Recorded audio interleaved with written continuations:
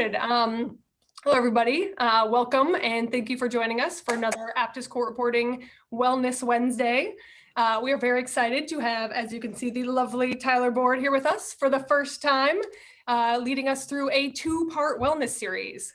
So Tyler has been training and coaching others for 3.5 years. He is a certified precision nutrition coach, and he owns his own training business in East Bay, where he offers corporate wellness as well as one-on-one and group training, both in person and virtually via Zoom.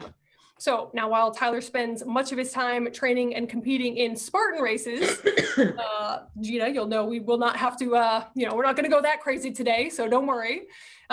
Today, Tyler will be leading us through some light movement and mobility exercises, and then focusing today on general fitness. And then next week, we'll kind of dive into the nutrition aspect of things. So our goal is to get you moving, get all your general fitness and nutrition questions answered over the next 2 sessions. So have fun, take notes, and I'll hand it over to Tyler. Awesome. Thank you so much, Brooke. I appreciate it. Well, thank you guys for being here. Thanks for taking a little bit of time out of your day. I think it will be worth your while. I think we'll be feeling a little better mentally and physically after these 30 minutes, and hopefully we will have learned a little something too. So without delaying it too much more, because I want to make sure we can get to people's questions too, we're going to go ahead and start our movement prep. So these first 15 minutes, we're going to be doing some light movement. So nothing too crazy. You're not going to be sweating all over the place, but especially if you're limited on time, some of the most important things you can do is activation work and mobility work. So those are kind of the 2 areas we're going to focus on. So getting your body moving in the right places and then turning on certain muscle groups that are really important for stability. So we're all going to make our way down to the floor, actually, and we're going to do some spinal movements. So this is kind of, especially if you've been sitting all day, we really want to start to get some movement through our vertebrae, kind of wake our backs up a little bit. So we're going to start in this hands and knees position right here, and we're going to do what we call a cat-cow. So that's where you're going to drop your head and flex your spine. So pick your back up towards the ceiling, and then do the inverse, lift your head, extend your spine, pull your shoulder blades together. And I just want you guys to work back and forth between that a couple times. And the goal here is to get as much movement as possible through your vertebrae. So you want your top and bottom position to be as far apart from each other as you can manage. And hopefully you guys can take some of this stuff from today, incorporate it, make this part of your days regularly. Kind of use this as like a midday break, turn stuff on. Hopefully you won't feel so stiff by the end of the day if you take the time to do some of this stuff. Now we're going to get a little bit of rotation through our spine. So I'm in this neutral back position here, and I'm going to take my left arm. I'm going to rotate as far as I can, and then I'm going to reach my left arm under my right and rest that left shoulder on the ground. Just take one breath down there and then come back up to the hands and knees position and then switch sides. Now I'm reaching with the right arm, thread the needle down here. One breath at the bottom. And I want you guys to just work back and forth until you've done this 3 times on each side. So right here, we're working on our thoracic spine mobility, which is basically your mid-back.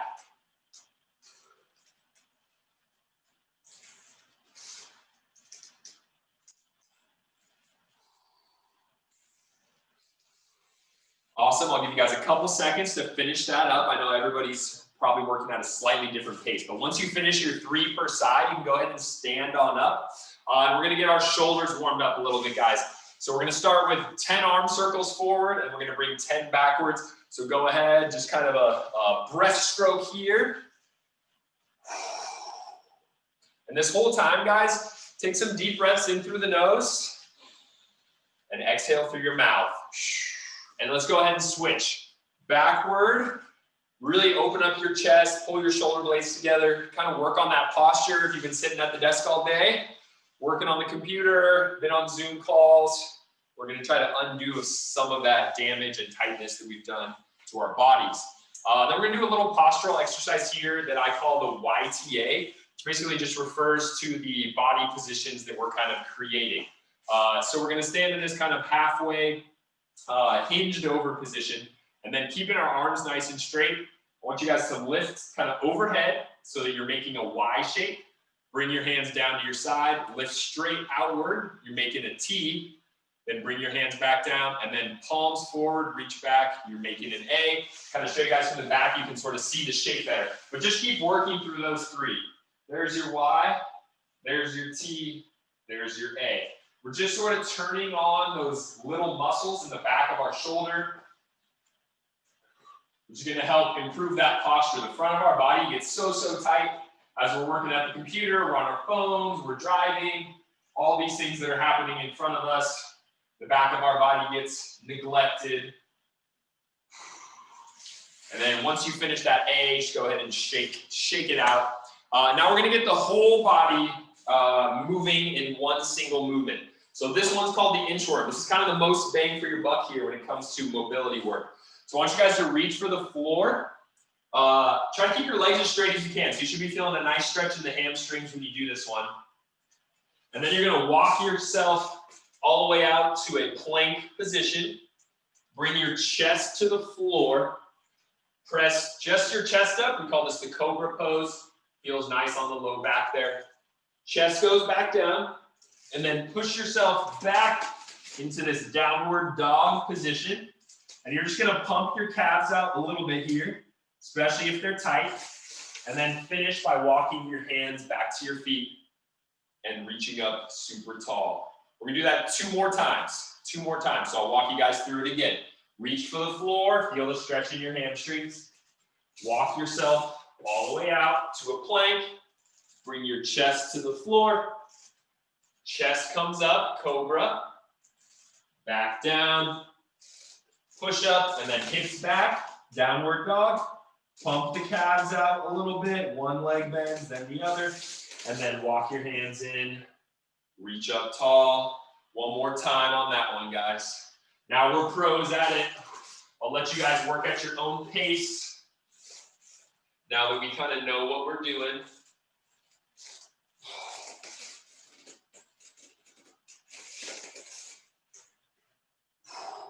And always finish by reaching up nice and tall. From here, we're gonna move on to what we call the world's greatest stretch. I don't know who came up with that name, but I kind of agree. It hits a little bit of everything. So big, deep lunge position here. So my front leg is bent almost to 90 degrees. My back leg is straight.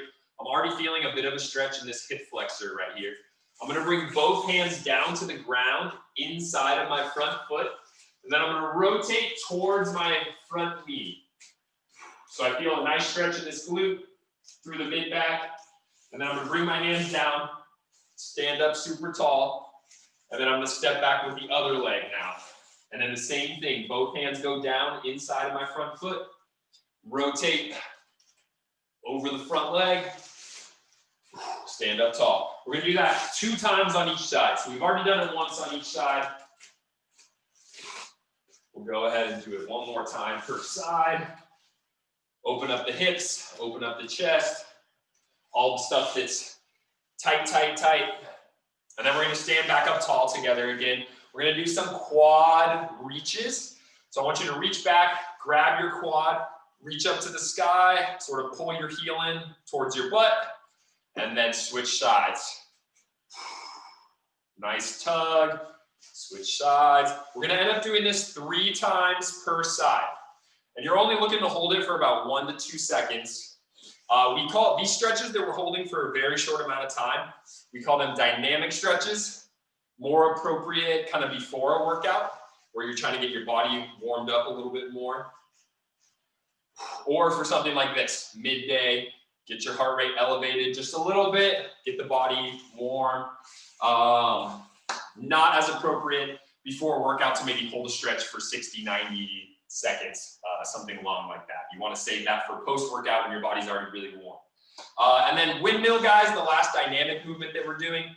Reach the right arm to the left toe, and then stand back up, and then left to right. And really think, don't just think about reaching your hands down, but think about pushing your hips back as you go down. So instead of my back just collapsing as I reach here, I'm really pushing my hips back, and I can feel that a lot more in my hamstrings.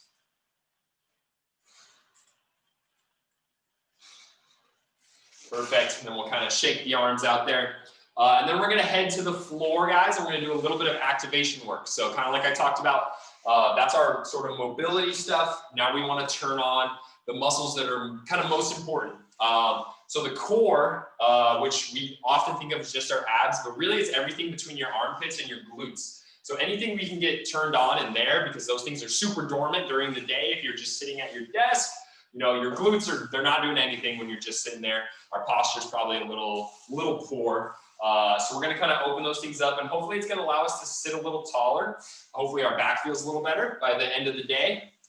So we're gonna do 2 exercises, well, technically 3, together. Dead bugs, hip bridges, and adduction abduction with the knees. So this targets the abs, targets the glutes. So I'm gonna show you guys the 3 exercises real quick, and then we'll do them together.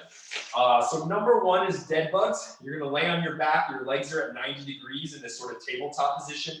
Arms are straight up towards the ceiling. And the most important part, guys, is that my ribs are tucked down into the floor. So don't let your back arch up like this. Keep your ribs pressed into the mat the whole time. And then you're gonna extend your right arm and your left leg, but my right arm is hovering off the floor, my left leg's hovering off the floor. Bring it all back together. And then you switch, switch, just like that. So that's what the first exercise looks like, dead bugs. Number 2 is hip bridges. So from there, your palms are down, your feet are down. You're just gonna drive your hips up towards the ceiling. You're trying to make a straight line from your knee to your shoulder. So try to keep that in line, squeezing your butt cheeks as hard as you can. Drop it to the floor, drive it right back up, squeeze your cheeks. And you're really trying to make that mind-muscle connection. Almost feel like your glutes are gonna cramp a little bit because you're squeezing them so hard. You really wanna turn those on. We're gonna be there. And then once we finish those, guys, we're gonna do adduction abduction, which is where you hold yourself up in this bridge position. Let your knees collapse towards each other, and then press them away. Collapse, press them away. Collapse, press them away. So we're gonna go through 2 rounds of that. We're gonna do 30 seconds on each one. So this is sort of just enough stimulus to get those things going. So when you guys are ready, let's lay back into our dead bug, and timer's on. So we'll work through this together. This is the opposite extension. And the goal here is to sort of get the abs in the midsection turned on. And what you're doing is you're not allowing your spine to extend even though your limbs are sort of trying to pull you in that direction. And that forces the core to turn on.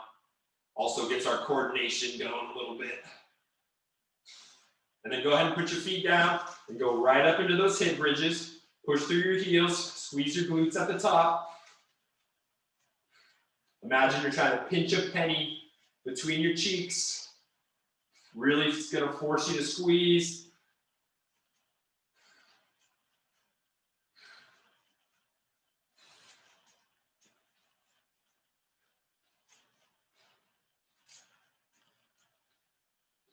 And then go ahead and hold yourself up top here. And now adduction, abduction. Collapse the knees in, push them out. Collapse them in, push them out.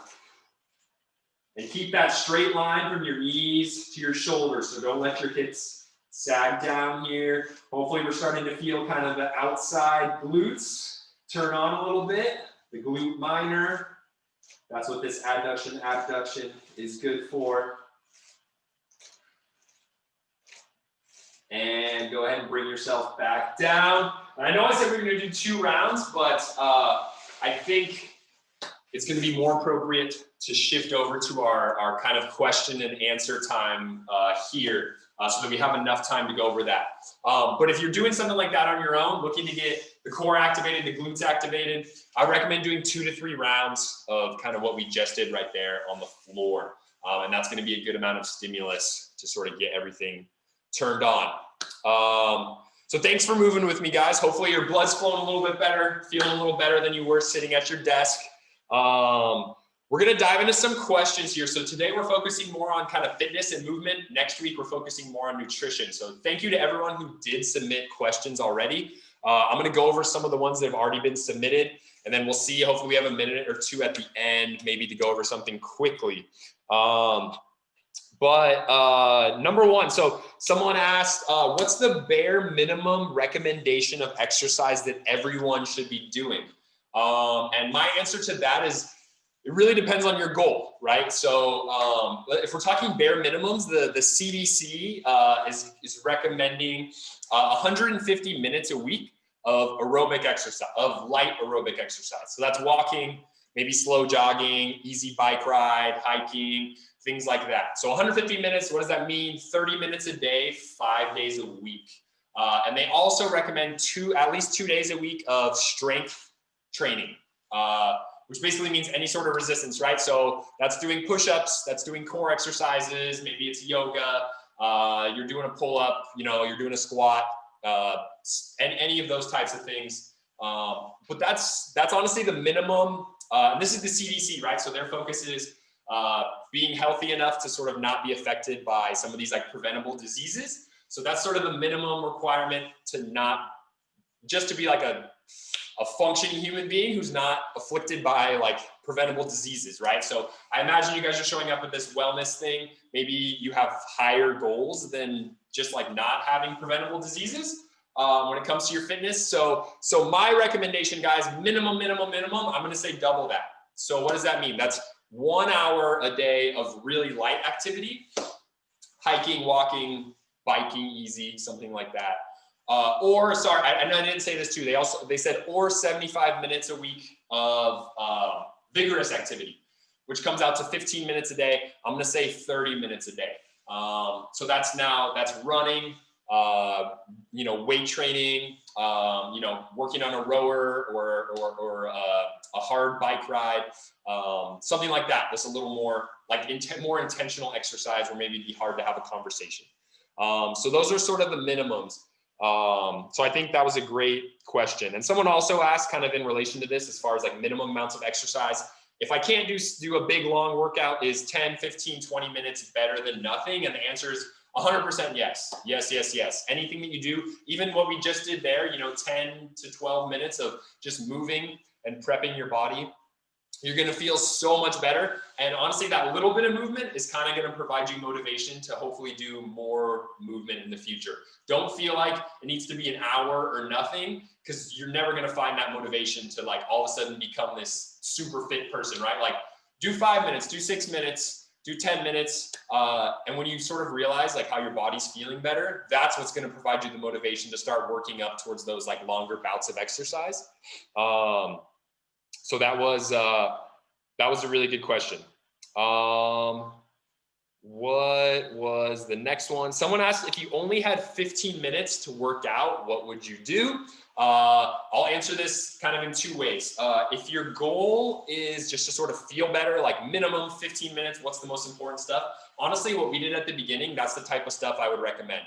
Like mobility work, opening up your body, turning your core on, turning your glutes on. So something very similar to what we started with today. If your goal is like, if you're asking like caloric burn, like 15 minutes, what's the most effective thing I can do? I don't know if you guys know what a burpee is, but 15 minutes of burpees, that'll do it. That'll do it, guys. If you don't know what a burpee is, I'm just gonna do one real quick for you. It's a push-up and a jump squat like that. There we go. Thank you, guys. See some clapping over there. I appreciate it. Thank you. That will smoke you guys. 15 minutes of that. Whoa, baby. That'll do it. So that's sort of my second answer to that question. Someone asked, how would I define a rest day? That's a really good question too. I would say it's any day where you're doing less damage to your muscles than you are. There we go. I heard someone saying they would die after 3 burpees, let alone 15 minutes. It's rough. It's rough. Sorry, there we go. I got off track there. I appreciate the message. Defining a rest day, guys. So that's any day where you are doing more reparation to your muscles than you are damage. So Does a rest day mean you literally do nothing and you sit on your couch? No, I don't think that needs to be a rest day. But it could be yoga. It could be, depending on your level of fitness, it could be like a light run or, you know, a jog or a swim or an easy bike ride. Like that's a rest day. So any day where you're not tearing your muscles down from intense exercise is a rest day, but it doesn't mean a do nothing day. That's going to make you feel worse rather than better. Active recovery is kind of the name of the game. Light movement, something that you enjoy, and something that sort of gives you energy rather than drains energy, which sitting on the couch all day sounds nice, but that's going to drain your energy. It's not going to, that doesn't help you recover. Sadly, I know it would be great if it did. And then this is where I kind of wanted to spend most of our time. I love these messages, guys. Keep them coming. Keep them coming. Someone asked tips on how to get motivated. They said, I feel like a lot of people, including them, want to exercise, but mentally have trouble getting into gear. For example, is it a good idea to schedule it or to get a partner? So those were some examples. I love the comment on someone's burpee form there. That's good stuff. So this is probably the most important thing that we could be talking about, guys, because there's so many exercises out there. There's so many exercise videos. There's so many different ways to exercise. I don't think that's the problem, right? You can go on YouTube and find 5 million exercise videos, but we're not doing them consistently, right? So that's the problem. The problem is the motivation. The problem is exercising consistently. I think we like to tell ourselves that's a lack of knowledge. If I only knew what to do, we all know what a push-up looks like. We all know what a pull-up looks like. We all know what a crunch looks like, but we're not doing them every day. We're not running every day. Like, why is that? That's the problem to me, and that's what's holding us back. So that's where I wanted to talk about most today. So this question was great. Accountability is the number one thing. You know, someone said that the question was, how do I get motivated? And if you wait until you're motivated, you're going to be waiting your entire life. That day's not going to hit you where you're like, all right, now I'm ready to work out. It's going to be tough, guys, when you start, and you're not going to feel like doing it necessarily. I wish I could tell you that you would. You're not going to be able to just watch some inspirational video and then all of a sudden you're going to work out every day for the rest of your life. It doesn't really happen like that. I hate to say it. So accountability is number one. You have to get over that hump, because this is where the motivation comes in, guys. Once you start exercising and you start feeling better and you start seeing results, then you're going to be motivated to work out more, keep the consistency. That's where it comes from. But you have to get to that point. So what does that mean? And someone said, should I have an accountability partner? Should I schedule my workouts in? Yes, and yes to both of those things. And what does that look like? Have a partner who you're working out with, who you're accountable to. Sign up for a fitness class, sign up for a trainer, sign up for an event that you're going to need to train for. Tell people about your goals. It's easy, right? If nobody knows that you're thinking about working out, you can put it off. But if somebody knows, that's always a good motivator for me. Like, hey, I told this person that I'm going to start running. I'm going to start doing this. Sometimes that gets me to work out a little bit. And definitely schedule a time to work out. If you say, I'm going to work out tomorrow when I have time, guess when you're going to work out? Not tomorrow, because it's just not going to happen. So put it in your calendar. And if things happen during your day, like, I don't know, kids, family, work, sometimes it's, as much as you don't want to, it's got to be early. You got to set the alarm a little earlier and just do it first thing. Even if first 20 minutes, 30 minutes, whatever you can do in the morning. If that's the only way it's going to happen, I just want you guys to know that it's always a choice. So remember that. If you get to the end of your day and you're like, I was going to work out at 5 p.m., but then my kid got sick or he needed to get picked up from this place early. So, I didn't have a choice. I was going to work out. I honestly was, but the situation dictated otherwise. That's fine, but it's a choice, right? Because you didn't get up early that morning and get it out of the way when you knew that nothing was going to get in your way. So make a choice, work out if you want to, don't if you don't, but don't trick yourself into thinking that you don't have a choice because circumstances, dictate it otherwise. You always have a choice. So make sure you know that. And then when it comes to, I'll say this real quick before I open it up to some more questions here. And someone asked a question down here. I'm going to answer that in a second. Accountability partners. Here's what I want you to imagine when you're choosing an accountability partner. Super important. You have the worst day ever at work. You're super tired. Your boss was awful. You got in a car accident. It's raining. The gym was supposed to be open, but it's closed. You're super tired, and you get home, and your accountability partner, whoever this is standing there, and you tell them all of these terrible things and why it's not a good idea for you to exercise today. And if you imagine this person saying, I totally understand that, you shouldn't exercise today. That's the wrong accountability partner. So maybe it shouldn't be your spouse, honestly, because sometimes they're unconditionally supportive, which is great in a spouse, not great in an accountability partner. So kind of keep that in mind when you're choosing someone who's going to hold you accountable. Someone talked about being 7 months pregnant, not being able to jump. I know maybe that was probably a reference to like the burpees themselves, but there are non-impact alternatives to pretty much anything, guys. My sister is actually over 8 months pregnant right now, and she's like the burpee champion of the world.